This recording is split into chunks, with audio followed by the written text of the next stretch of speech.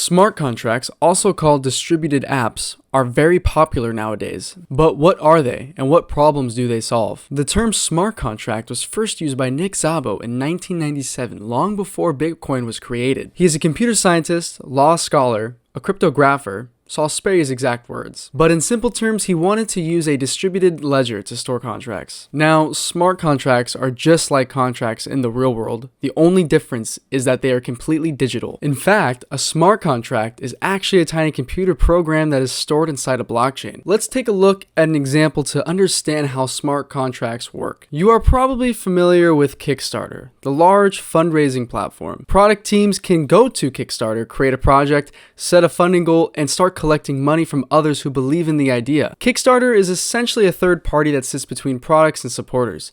This means that both of them need to trust Kickstarter to handle their money correctly. If the project gets successfully funded, the project team expects Kickstarter to give them the money.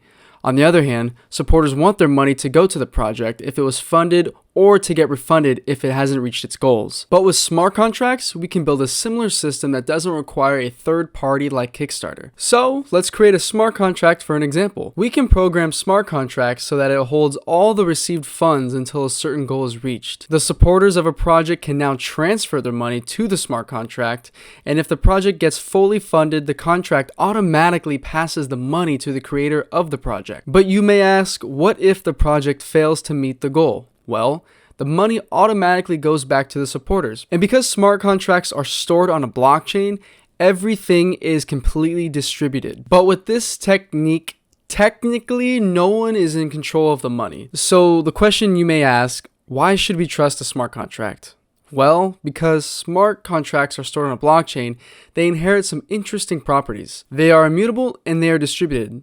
Being immutable means that once a smart contract is created, it can never be changed again. So no one can go behind your back and tamper with the code of your contract. And being distributed means that the output of your contract is validated by everyone on the network. So a single person can't force the contract to release the funds because other people on the network will spot this attempt and mark it as invalid. And tampering with smart contracts becomes almost impossible. Smart contracts can be applied to many different things, not just on crowdfunding. Banks could use it to issue loans or to offer automatic payments. Insurance companies can use it to process certain claims. Postal companies can use it for payment on delivery, and so on and so on. Now you may ask yourself, where and how can you use smart contracts?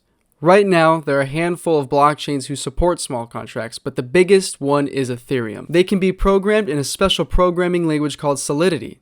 This language was specifically created for Ethereum and uses syntax that resembles JavaScript. It's worth noting that Bitcoin also has support for small contracts, although it's a lot more limited compared to Ethereum. So now you know what smart contracts are and what the problem they solve. I hope you've enjoyed this video, and if you did, hit that like button and subscribe. Thank you so much for watching. I'll see you in the next one.